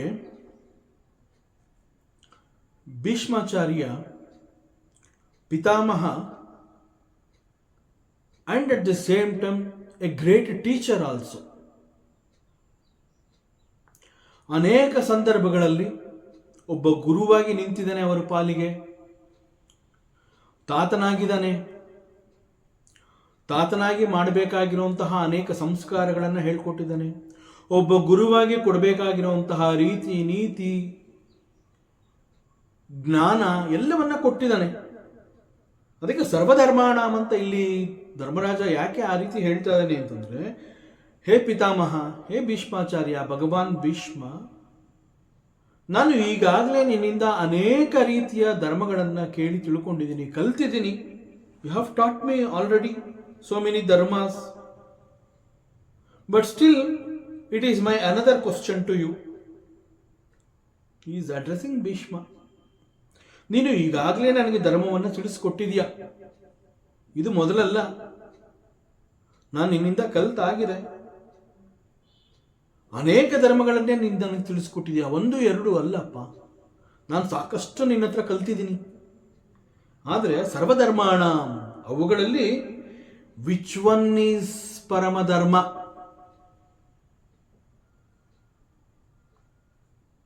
which one is the highest, which is the best among all the dharmas. ಮತ್ತು ಲಾಸ್ಟ್ ಕ್ವಶನ್ ಆಫ್ ಧರ್ಮರಾಜ, ತನ್ನ 6ನೆಯ ಪ್ರಶ್ನೆ, ಕಿಂ ಜಪನ್, ಜಪ ಅಂತ ಹೇಳ್ತಾ ಇದ್ದಾನೆ. ಜಪ ಅಂತಂದ್ರೆ chanting the name of lord or repeating the name of the lord. chanting or repeating either the name of the lord or the mantra. So ಜಂತುಹು ಅಂತಂದ್ರೆ ಜೀವನನ್ನ ಕುರಿತು ಹೇಳಿರುವಂತಹದ್ದು. ಈ ಸೃಷ್ಟಿಗೆ ಯಾರೆಲ್ಲ ಜನ್ಮ ಅಂತ ಹೇಳಿ ಜನ್ಮವನ್ನು ತಗೊಂಡು ಬಂದಿದ್ದಾರೆ ಅವರೆಲ್ಲ ಜಂತುಗಳು, ಕೇವಲ ಮನುಷ್ಯರು ಅಂತ ಮಾತ್ರ ಅಲ್ಲ. ಮನುಷ್ಯರ ಜೊತೆಗೆ ಅನೇಕ living beings, all types of living beings. It is called ಜಂತು. ಅಂಡ್ ಆಲ್ ದೀಸ್ ಜಂತುಸ್, they took the jarma in this creation because of ignorance. ಮನುಷ್ಯನಾಗಿರಲಿ, ಪ್ರಾಣಿಗಳಾಗಿರಲಿ, ಯಾವುದೇ ಜೀವ ಆಗಿರಲಿ, ಜಂತು ಅಂತ ಹೇಳಿದಾಗ it can come to the creation by taking a birth. It just cannot come without taking janma. So ಒಂದು ಜನ್ಮ ಅಂತ ಹೇಳಿ ಆ ಜನ್ಮದ ಹೆಸರಿನಲ್ಲಿ ಈ ಸೃಷ್ಟಿಗೆ ಬಂದಿದ್ದಾನೆ ಅಂತಂದಾಗ ಆ ಜಂತು, ಆ ಜೀವ ಯಾರೇ ಆಗಿರಲಿ, ಮನುಷ್ಯ ಆಗಿರಲಿ, ಪ್ರಾಣಿ ಆಗಿರಲಿ, ಪಕ್ಷಿ ಆಗಿರಲಿ, ಒಂದು ಕ್ರಿಮಿ, ಕೀಟ, ಅದು ಏನೇ ಆಗಿರಲಿ, ಜನ್ಮದ ಮೂಲಕವೇ ಈ ಒಂದು ಸೃಷ್ಟಿಗೆ ಬರಬೇಕು. That is the law of this universe. That is how one can enter into this creation, of course with the divine grace of the lord. So ಇಲ್ಲಿ ಧರ್ಮರಾಜನ ಪ್ರಶ್ನೆ ಏನು ಅಂತಂದರೆ, ಹೀಗೆ ಸೃಷ್ಟಿಗೆ ಬಂದಿರುವಂತಹ ಈ ಒಂದು ಜಂತು ಜನ್ಮದ ಹೆಸರಿನಲ್ಲಿ ಈ ಸೃಷ್ಟಿಗೆ ಬಂದಿದೆಯಲ್ಲ, ಯಾಕೆ ಅದು ಜನ್ಮವನ್ನು ತಗೋತು ಅಂತಂದ್ರೆ it is because of the ignorance, ಅವಿದ್ಯೆಯ ಕಾರಣದಿಂದ. ಸೊ ಅವಿದ್ಯೆಯ ಕಾರಣದಿಂದ ಈ ಸೃಷ್ಟಿಗೆ ಆ ಜಂತು ಬಂದಿದೆ ಅಂತಂದ್ರೆ ಇಟ್ ಈಸ್ ಸಂಸಾರ. ಇಟ್ ಈಸ್ ಕಾಲ್ಡ್ ಸಂಸಾರ. ಸೊ ಮುಖ್ಯವಾಗಿ ಅವನ ಪ್ರಶ್ನೆ ಜಂತು ಅಂತ ಹೇಳಿದಾಗ ಹೆಚ್ಚಿನ ಆಂಗಲ್ ಇಂದ ನೋಡಿದ್ರೆ ಅದು ಮನುಷ್ಯರನ್ನ ಕುರಿತು ಕೇಳಿರುವಂತಹ ಪ್ರಶ್ನೆ. ಸೊ ಒಬ್ಬ ಜೀವ ಅಜ್ಞಾನದ ಕಾರಣದಿಂದ ಈ ಸೃಷ್ಟಿಯಲ್ಲಿ ಜನ್ಮವನ್ನು ತಗೊಂಡು ಬಂದಿದ್ದಾನೆ. ಸೃಷ್ಟಿಗೆ ಅವನು ಬಂದಿದ್ದಾನೆ ಅಂತಂದ್ರೆ ಸಂಸಾರಕ್ಕೆ ಬಿದ್ದಾಗಾಯಿತು. ಅಗೇನ್ ಸಂಸಾರ ಅಂತಂದ್ರೇನು? Again he will attach to so many things in this ಜಗತ್ತು. See, attachment with so many things in the jagat will finally give him the pain. ನಾವು ಬಹಳ ಸಂತೋಷದಿಂದ ಐ ಗಾಟ್ ಇಟ್ ಅಂತ ಹೇಳ್ತೀವಿ, ನಾ ಇದನ್ನು ಪಡ್ಕೊಂಡೆ ಅಂತ ಹೇಳ್ತೀನಿ. ಪಡ್ಕೊಂಡಂತಹ ಸಂದರ್ಭದಲ್ಲಿ ಕೆಲವು ಕ್ಷಣಗಳ ಕಾಲ ಅದು ಒಂದು ಸುಖವನ್ನು ಕೊಡುತ್ತೆ. ಬಟ್ ದ ಸೇಮ್ ನಾನು ಏನು ಗಳಿಸ್ಕೊಂಡೆ ಅದು ದುಃಖವಾಗಿ ಪರಿಣಾಮವನ್ನು ಹೊಂದುತ್ತೆ. ಯಾವ ಒಂದು ವಸ್ತುವನ್ನು ನಾನು ಗಳಿಸ್ಕೊಂಡೆ ಅಂತ ಹೆಮ್ಮೆಯಿಂದ ಹೇಳ್ತೀನಿ, ಮುಂದೆ ಕ್ರಮೇಣ ಅದು ನನ್ನ ದುಃಖಕ್ಕೆ ಕಾರಣವಾಗುತ್ತೆ. ಸೊ ದಟ್ ಈಸ್ ಕಾಲ್ಡ್ ಸಂಸಾರ ಹಿಯರ್, ಅಟ್ಯಾಚ್ಮೆಂಟ್. ಸೊ ಇಲ್ಲಿ ಧರ್ಮರಾಜನ ಪ್ರಶ್ನೆ ಏನು ಅಂತಂದ್ರೆ, ಅಜ್ಞಾನದ ಕಾರಣದಿಂದ ಈ ಸೃಷ್ಟಿಗೆ ಒಬ್ಬ ಜೀವ ಜನ್ಮ ಅಂತ ಹೇಳಿ ತಗೊಂಡು ಬಂದು ಇಲ್ಲಿ ಸಂಸಾರದಲ್ಲಿ ಸಿಕ್ಕಾಕೊಂಡಿದ್ದಾನೆ. ಸೊ ಸಂಸಾರ ಅಂತಂದ್ರೆ ಇಟ್ ಈಸ್ ಬಾಂಡೇಜ್, ಬಂಧನ. ಸೊ ಬಂಧನ ಅಂತಂದ್ರೆ ಏನು? Pains, sorrows, so many things in the life. So ಅವನಿಗೆ ಇದರಿಂದ ಬಿಡುಗಡೆ ಯಾವಾಗ? ಸೊ ಈ ಬಿಡುಗಡೆಗಾಗಿ ಯಾವ ರೀತಿಯ ಜಪವನ್ನು ಮಾಡಬೇಕು ಅಂತ ಅವನು ಕೇಳ್ತಾ ಇರೋದು Dharmaraja. So this is the 6th question. ಹೀಗೆ 2 ಶ್ಲೋಕಗಳಲ್ಲಿ ಅವನು ಒಟ್ಟು 6 ಪ್ರಶ್ನೆಯನ್ನು ಮಾಡಿದ್ದಾನೆ. And all these 6 questions of Yudhishthira, they look very much ಸಂಪ್ರದಾಯ. ಸಂಪ್ರದಾಯ ಅಂತಂದ್ರೆ ಏನು? ಕೇಳಲೇಬೇಕಾಗಿರುವಂತಹ ಪ್ರಶ್ನೆ ಇದು. ಸುಮ್ಮನೆ ಏನೋ ಟೈಮ್ ಪಾಸು ಅಂತ ಅಲ್ಲ, ಅಥವಾ ಇದರಿಂದ ಕೇವಲ ನನಗೆ ಅನುಕೂಲ ಆಗುತ್ತೆ ಎನ್ನುವಂತಹದ್ದಲ್ಲ. ಇಟ್ ಈಸ್ ಸಂಪ್ರದಾಯ. ಸೊ ಲೋಕಹಿತಾರ್ಥ, ಲೋಕದ ಕಲ್ಯಾಣ ದೃಷ್ಟಿಯಿಂದ, ಸರ್ವರ ಹಿತಾರ್ಥ, ಎಲ್ಲರ ಏಳಿಗೆಗಾಗಿ ಇಂತಹ 6 ಪ್ರಶ್ನೆಗಳು ಬೇಕಿತ್ತು. ದಟ್ ಈಸ್ ಕಾಲ್ಡ್ ಹಿಯರ್ ಸಂಪ್ರದಾಯ. So these questions are very much ಸಂಪ್ರದಾಯ. ಮತ್ತು ಅವನ ಈ ಪ್ರಶ್ನೆಗಳಲ್ಲಿ, ಈ 6 ಪ್ರಶ್ನೆಗಳಲ್ಲಿ ದೇ ಅಪಿಯರ್ ಇನ್ ದೀಸ್ 2 ಶ್ಲೋಕಾಸ್, ದೇ ಆರ್ ಇಂಟರ್ ಕನೆಕ್ಟೆಡ್, ಒಂದಕ್ಕೆ ಒಂದು ಸಂಬಂಧ ಇದೆ. ಬಟ್ ಕ್ವಶನ್ಸ್ಗಳು 6 ಪ್ರಶ್ನೆಗಳು, 6 ಕೂಡ ಬೇರೆ ಬೇರೆ ಪ್ರಶ್ನೆಗಳು. ಬೇರೆ ಬೇರೆ ಪ್ರಶ್ನೆಗಳು ಅಂತ ಅಂದರೂ ಕೂಡ ದೇ ಆರ್ ಸಂಪ್ರದಾಯ ಪ್ರಶ್ನೆಗಳು and they are interconnected. So every question is to be answered. So that is the intention of Yudhishthira. See, ಒಂದಕ್ಕೊಂದು ಕನೆಕ್ಟ್ ಆಗಿದೆ ಅಂತ ಮಾತ್ರಕ್ಕೆ ನೀನು ಸುಮ್ಮನೆ ಏನೋ ಒಂದು ಹೇಳಿಬಿಟ್ಟು ನಿನ್ನ 6 ಪ್ರಶ್ನೆಗೂ ಉತ್ತರ ಇದೆ, ಟೇಕ್ ದಿಸ್ ಆನ್ಸರ್, ಆ ರೀತಿ ಅಲ್ಲ. C, I have asked 6 questions and it is very much sampradaya. Maybe it appears they are interconnected, but give me the knowledge in detail. ಹೀಗೆ ಯುಧಿಷ್ಠಿರ ಪ್ರಶ್ನೆಗಳನ್ನು ಈ ರೀತಿ ಅವನು ಕೇಳಿದಾಗ ಭೀಷ್ಮ ಆ ನೋವಿನಲ್ಲಿ ಶರೆಶೈಯಲ್ಲಿ ಮಲಗಿರ್ತಾನೆ. ಅವನು ಇಡೀ ದೇಹ ಬಾಣಗಳಿಂದ ಚುಚ್ಚಿರುತ್ತೆ, ದೇಹದಲ್ಲಿದ್ದಂತಹ ಎಲ್ಲ ರಕ್ತ ಜಿಲಿಗೆ ಕೆಳಗಡೆ ಹೊರಟಾಗಿರುತ್ತೆ, ದೇಹದಲ್ಲಿ ರಕ್ತವೇ ಇಲ್ಲ. ಈ ಸಂದರ್ಭದಲ್ಲಿ ಭೀಷ್ಮನಿಗೆ ನಗು ಬರುತ್ತೆ. ಏನೆಯಾ ಯುಧಿಷ್ಠಿರ, ಎಂಥ ಪ್ರಶ್ನೆ ಮಾಡ್ತಾ ಇದೆಯಾ ನೀನು? 6 ಪ್ರಶ್ನೆಗಳನ್ನು ಮಾಡಿದ್ದೀನಿ, ಇಟ್ ಈಸ್ ಸಂಪ್ರದಾಯ. Though it appears as interconnected, give me the knowledge in detail ಅಂತ ಕೇಳ್ಕೊತಾ ಇದೆಯಲ್ಲ, ನಂಗೆ ನಗು ಬರ್ತಾ ಇದೆ. ಯಾಕೆ ಅಂತಂದ್ರೆ ಈ 6 ಪ್ರಶ್ನೆಗಳಿಗೆ ಉತ್ತರವಾಗಿ ಇಲ್ಲಿ ಪರಮಾತ್ಮ ಶ್ರೀಕೃಷ್ಣ ನಾರಾಯಣ ನಿಂತಿದ್ದಾನೆ. ಅವನಿಗಿಂತ ಉತ್ತರ ಬೇಕೇನಯ್ಯ? He is the answer, in fact, for all your questions. Paramatma is the answer. Paramatma Shri Krishna, he is the Narayana. He is very much standing here in front of us. ನಮ್ಮೆಲ್ಲರ ಎದುರಿಗೆ ನಿಂತಿದ್ದಾನೆ. ನೋಡು, ನಿನ್ನ ಪಕ್ಕದಲ್ಲೇ ನಿಂತಿದ್ದಾನೆ ಅವನು. ಅವನ ಪಾಡಿಗೆ ಅವನು ಮಂದಸ್ಮಿತ ನಗ್ತಾ ನಿಂತಿದ್ದಾನೆ. ಏನೂ ಗೊತ್ತಿಲ್ಲ ನನಗೇನು, ಹಾಗೆ ನಗ್ತಾ ನಿಂತಿದ್ದಾನೆ. ನೀನು ನನ್ನನ್ನು ಪ್ರಶ್ನೆ ಮಾಡ್ತಾ ಇದೀಯಾ?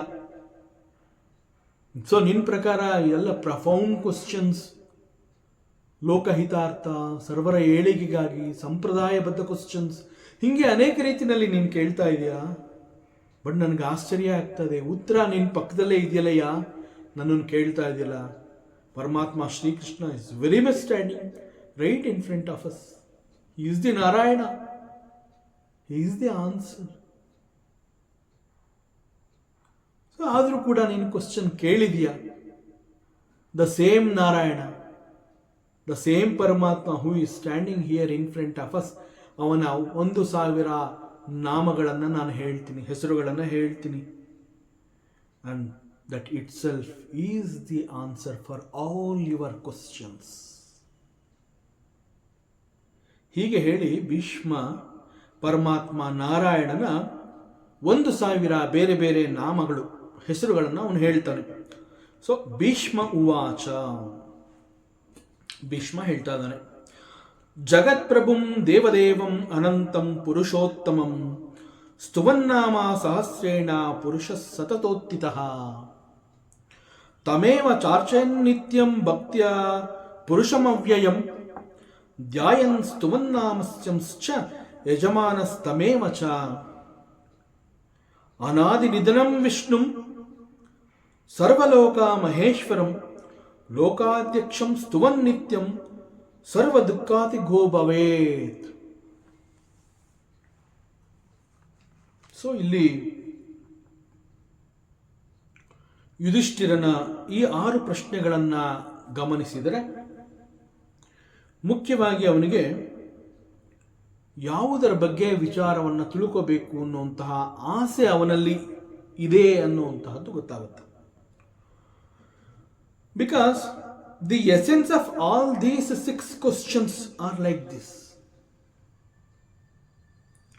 ಒಬ್ಬ ಜೀವ ಅಂತ ಅನ್ನಿಸ್ಕೊಂಡವನಿಗೆ ಮುಖ್ಯವಾಗಿ ಅವನಿಗೆ ಅವನ ಸಂಸಾರ ಬಂಧನ ಕಳಿಸ್ಕೋಬೇಕು ಅನ್ನುವಂತಹದ್ದೇ ಅಂದಾಗ what is the way out is is question.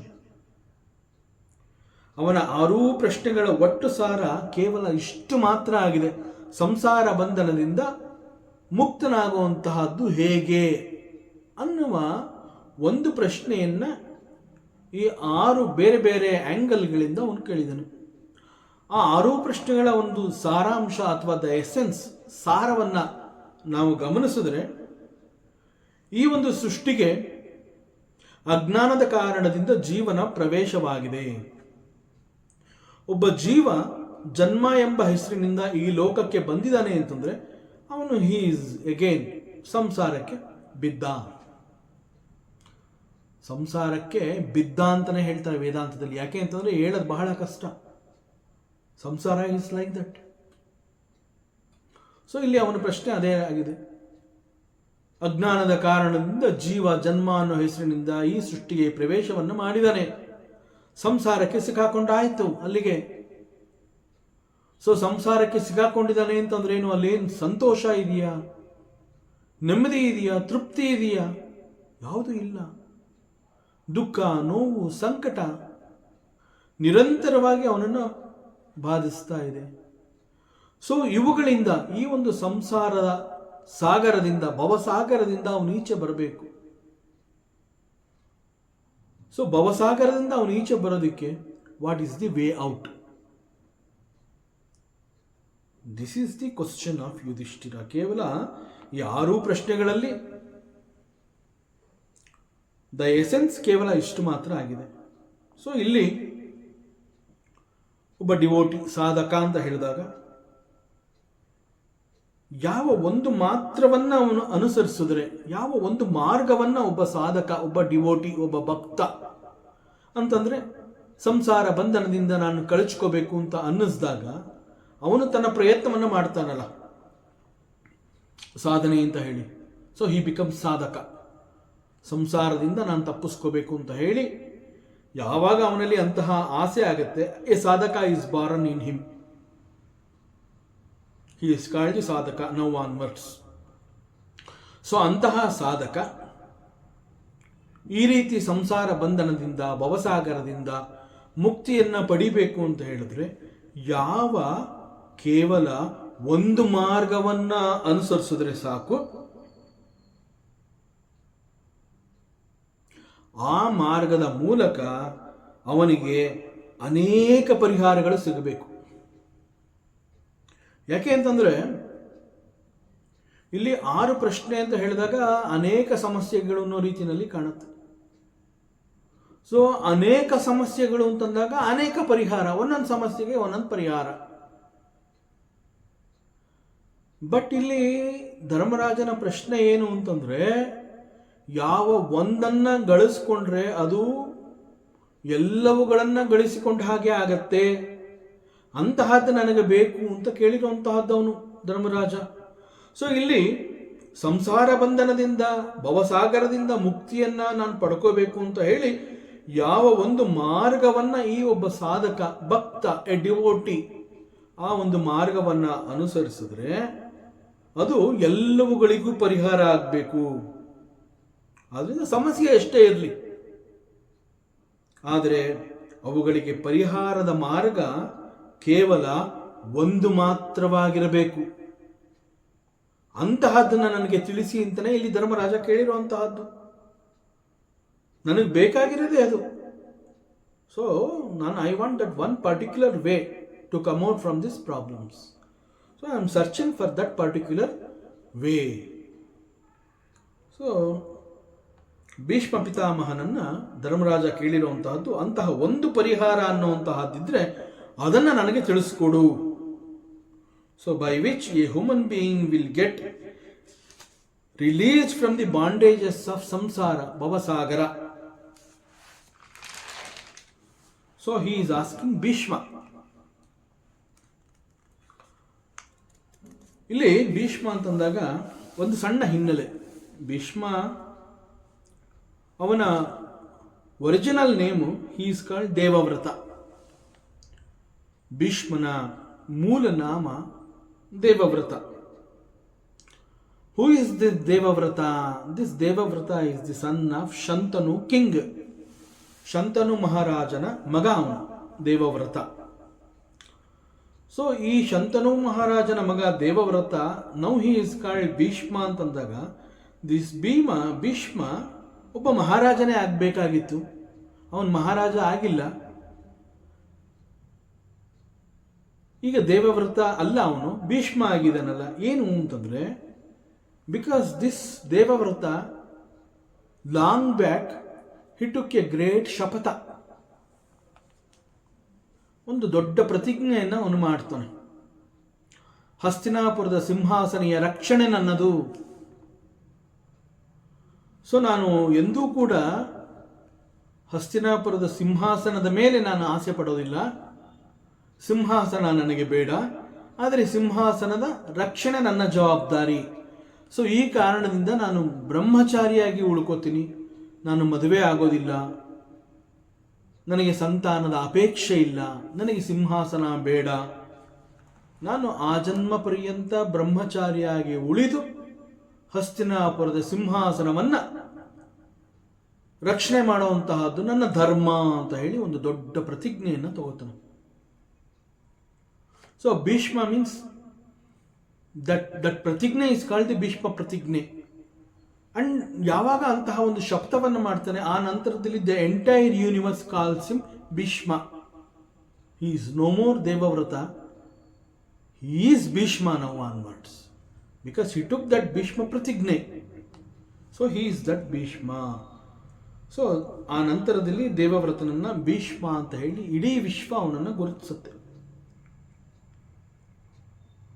So ಮೂಲವಾಗಿ ಇದೆಲ್ಲ ಮಹಾಭಾರತದಲ್ಲಿ ಬಂದಿರುವಂತಹದ್ದು. ಸೊ ಇಲ್ಲಿ 10ನೇ ಶ್ಲೋಕದಿಂದ ಮುಂದಿನ 10 ಶ್ಲೋಕಗಳು ದೇ ಆರ್ ಫ್ರಮ್ ಮಹಾಭಾರತ. ನಂತರದ 3 ಶ್ಲೋಕಗಳು ದೇ ಬಿಲಾಂಗ್ ಟು ಲಘುನ್ಯಾಸ. ಸೊ ಇಲ್ಲಿ ಈಗ ಭೀಷ್ಮ ಉತ್ತರ ಕೊಡಬೇಕು. ಯುಧಿಷ್ಠಿರ ಪ್ರಶ್ನೆ ಕೇಳಿದಾನೆ. ಯುಧಿಷ್ಠಿರನ ಮೊದಲನೇ ಪ್ರಶ್ನೆ ಏನು ಅಂತಂದ್ರೆ, ಕಿಮೇಕಂ ದೈವತಂ ಲೋಕೆ, who is that one god? Because of him, the entire universe, it functions. So tell me about that God. So ಯುಧಿಷ್ಠಿರನ ಇಂತಹ ಒಂದು ಪ್ರಶ್ನೆಗೆ ಭೀಷ್ಮ ಉತ್ತರ ಕೊಡ್ತಾನೆ. ನೋಡಪ್ಪ, ನೀನು ಕೇಳ್ತಿದೆಯಲ್ಲ ಯಾರು ಅಂತಹ ದೇವ? Because of him, the entire universe is functioning ಅಂತ ಕೇಳ್ತಿದೆಯಲ್ಲ. ದಟ್ ಗಾಡ್, ದಟ್ ದೇವ ಈಸ್ ಕಾಲ್ಡ್, ಹಿ ಈಸ್ ಜಗತ್ ಪ್ರಭುಂ. He is the lord of this entire universe. So ಜಗತ್ ಪ್ರಭು, ಜಗತ್ತಿನ ಪ್ರಭು. ಅಗೇನ್ ಪ್ರಭು means he is Ishvara. Ishvara means Yajamana. He is the owner. He is the Prabhu.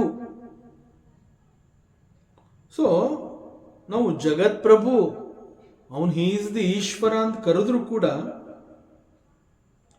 ನಾವು ಒಂದು ವಿಷ್ಣುವನ್ನ ಒಂದು ವಿಗ್ರಹದ ಮೂಲಕ ಅಥವಾ ಒಂದು ಮೂರ್ತಿಯನ್ನ ಇಟ್ಕೊಂಡು ಅವನನ್ನ ವಿಷ್ಣು ಅಂತ ಕರೆದ್ರು ಕೂಡ, ಆ ವಿಗ್ರಹ ಅಥವಾ ಆ ಇಮೇಜು ಅಥವಾ ಆ ನಾಮ, ವಿಷ್ಣು ಅನ್ನೋ ನಾಮ, both the nama and the vigraha is Ishvara only.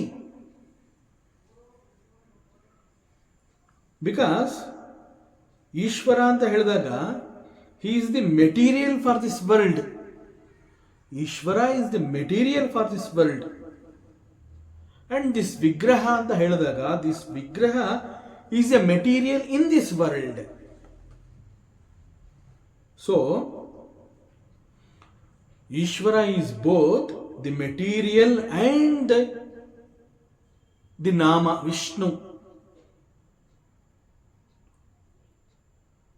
ಆದ್ರಿಂದ ನಾವು ಒಂದು ವಿಗ್ರಹವನ್ನು ಇಟ್ಕೊಂಡು ವಿಷ್ಣು ಅಂತ ಕರೆದ್ರೂ ಕೂಡ we do not worship the material, we worship the Ishvara through the material, through the ನಾಮ called Vishnu. It reaches Ishvara.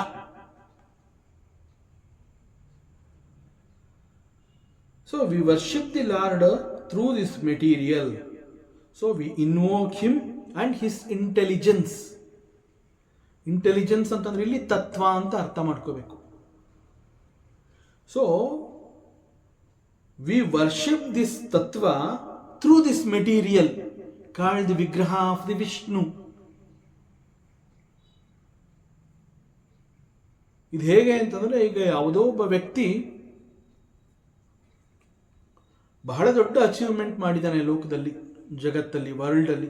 He became very famous. His contribution to the world is so much, so great. ಅವಾಗ ಏನು ಮಾಡ್ತೀವಿ? We congratulate him. ಅವನು ಸಿಕ್ಕಿದಾಗ ಅವನಿಗೆ ನಮಸ್ಕಾರ ಮಾಡ್ತೀವಿ, shake hand ಮಾಡ್ತೀವಿ. ನಾವು ಅವನಿಗೆ ಶೇಕ್ ಹ್ಯಾಂಡ್ ಮಾಡಿದಾಗ ಅಥವಾ ನಮಸ್ಕಾರ ಮಾಡಿದಾಗ ಆ ಕೈಗಳಿಗೆ ನಾವು ಕಂಗ್ರ್ಯಾಚುಲೇಟ್ ಮಾಡ್ತಾ ಇಲ್ಲ, ಅಥವಾ ಆ ಶರೀರಕ್ಕೆ ನಾವು ಕಂಗ್ರ್ಯಾಚುಲೇಷನ್ ಅಂತ ಹೇಳ್ತಾ ಇಲ್ಲ. ನಾವು ಹೇಳ್ತಾ ಇರುವಂತಹದ್ದು ಯಾವುದಕ್ಕೆ? ಆ ದೇಹ ಮತ್ತು ಅವನು ಆ ಇಂಟೆಲಿಜೆನ್ಸ್ನ ಉಪಯೋಗಿಸ್ಕೊಂಡು he achieved something. That intelligence, that ತತ್ವ ಈಸ್ ಅಪ್ರಿಷಿಯೇಟೆಡ್. ದಟ್ ತತ್ವ is being congratulated by one and all. So it is like, ಅದೇ ರೀತಿಯಲ್ಲಿ ಜಗತ್ ಪ್ರಭು ಅಂತ ಹೇಳಿದಾಗ ವಿ ಇನ್ವೋಕ್ ಮಾಡಿದ್ದು ಯಾರನ್ನ ಅಂತಂದ್ರೆ this Ishvara through this vigraha. So by worshipping an altar, we don't worship the material, we worship the lord, supreme being called Ishvara, jagat prabhu. And this Ishvara or the Jagat Prabhu or the Vishnu is the Nimitta Karana, and who is worshipped through this Vigraha. So Ishvara manifested as Jagat, and he manifested as various names and forms. So ನಾವು ನಮ್ಮ ಕಣ್ಣೆದುರಿಗೆ ಅನೇಕ ವಸ್ತುಗಳನ್ನು ನೋಡ್ತೀವಿ. ಪ್ರತಿಯೊಂದು ವಸ್ತುವಿಗೂ ಒಂದೊಂದು ಹೆಸರನ್ನು ಕೊಡ್ತೀವಿ. ಸೊ ಒಂದು ಹೆಸರು ಮತ್ತು ಒಂದು ವಸ್ತುವನ್ನು ನೋಡಿ ನಾವು ಅದನ್ನು ಗುರುತಿಸ್ತೀವಿ. ಸೊ ನಾವು ಅದನ್ನು ನೋಡ್ತೀವಿ ಅಂತಂದ್ರೆ ಏನು? We see it through the eyes. ಕಣ್ಣು ಅಂತ ಹೇಳಿದಾಗ ಇಟ್ ಈಸ್ ಜಸ್ಟ್ ಅನ್ ಇಂದ್ರಿಯ. ಕಣ್ಣುಗಳು ಅದನ್ನು ನೋಡ್ತು ಅಂತಂದಾಗ ಕಣ್ಣು ಈಸ್ ಜಸ್ಟ್ ದಿ ಇಂದ್ರಿಯ. ಅದು ನೋಡಿದ್ದಿಂತಹದು ಅಂತ ಹೇಳಿ ಅದನ್ನು ಗುರುತಿಸೋದಿಕ್ಕೆ ಅಲ್ಲಿ there are so many other ಪ್ರಕ್ರಿಯಾಸ್, ತುಂಬ ಅನೇಕಗಳು ಅಲ್ಲಿ ವರ್ಕ್ ಮಾಡಿದೆ. ನಾವು ನೇರವಾಗಿ ಹೇಳ್ತೀವಿ ನನ್ನ ಕಣ್ಣುಗಳು ಅದನ್ನು ನೋಡ್ತು, ನಾನು ಐ ರೆಕಗ್ನೈಸ್ಡ್ ಇಟ್ ಅಂತ ನಾನು ಹೇಳ್ತೀನಿ. ಹೇಳೋದು ಈಸಿ. ಒಂದು ಫ್ರಾಕ್ಷನ್ ಆಫ್ ಸೆಕೆಂಡಲ್ಲಿ ಅಲ್ಲಿ ಸೋ ಮೆನಿ ಬೇರೆ ಬೇರೆ factors, they all function together. Then ನೋಡಿದೆ ಅನ್ನೋ ಅಂತಹದ್ದು ನನಗೆ ಗೊತ್ತಾಗುತ್ತೆ. ಸೊ ಕಣ್ಣಿನಿಂದ ನಾನು ನೋಡಿದೆ ಅಂತ ಹೇಳಿದ್ರು ಕೂಡ ಕಣ್ಣಿನ ಆ ಒಂದು ತತ್ವ, the principle, that intelligence is Ishvara. ಕಣ್ಣು, the indriya is Ishvara. And everything is Ishwara.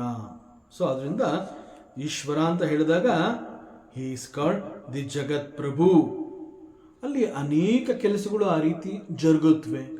ಆ ರೀತಿ ಜರುಗುವಂತೆ ಮಾಡುವ ಒಂದು capacity, that is why the lord is called ಸರ್ವಶಕ್ತ. ಹಿ ಈಸ್ ಕಾಲ್ಡ್ ದಿ ಸರ್ವಜ್ಞ. He can do anything. ಯಾಕೆ ನಾವು ಅದನ್ನೆಲ್ಲ ಪರಮಾತ್ಮ ಅಂತ ಹೇಳಿದಾಗ ಹೇಳ್ತೀವಿ ಅಂತಂದ್ರೆ he has got that ability, that intelligence is there in him.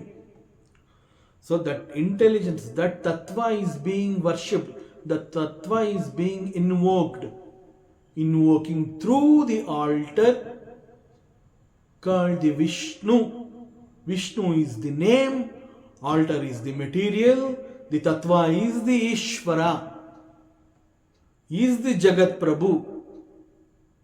ಕಿಮೇಕಂ ದೈವತಂ ಲೋಕಂ ಅಂತ ನೀನು ಕೇಳ್ತಾ ಇದೆಯಲ್ಲಪ್ಪ, ಹಿ ಈಸ್ ಕಾಲ್ಡ್ ದಿ ಜಗತ್ ಪ್ರಭುಂ. ಮತ್ತಷ್ಟು ವಿಚಾರಗಳಿದೆ, ಮುಂದಿನ ಅವಕಾಶದಲ್ಲಿ ಮತ್ತೆ ಮುಂದುವರಿಸೋಣ. ಓಂ ಪೂರ್ಣಮದ ಪೂರ್ಣಮಿದಂ ಪೂರ್ಣಾತ್ ಪೂರ್ಣಮುದಚ್ಯತೆ ಪೂರ್ಣಸ್ಯ ಪೂರ್ಣಮಾದಾಯ ಪೂರ್ಣಮೇವಾವಶಿಷ್ಯತೆ. ಓಂ ಶಾಂತಿ ಶಾಂತಿ ಶಾಂತಿ. ಹರಿ ಓಂ. ಶ್ರೀ ಗುರುಭ್ಯೋ ನಮಃ. ಹರಿ ಓಂ. ಈ ದಿನದ ಪ್ರವಚನ ಸೇವೆಯನ್ನು ಪರಮಾತ್ಮ ಶ್ರೀಕೃಷ್ಣನ ಪಾದಚರಣಗಳಿಗೆ ಅತ್ಯಂತ ಭಕ್ತಿಯಿಂದ ಶ್ರದ್ಧೆಯಿಂದ ಅರ್ಪಿಸೋಣ. ಶ್ರೀಕೃಷ್ಣಾರ್ಪಣಮಸ್ತು.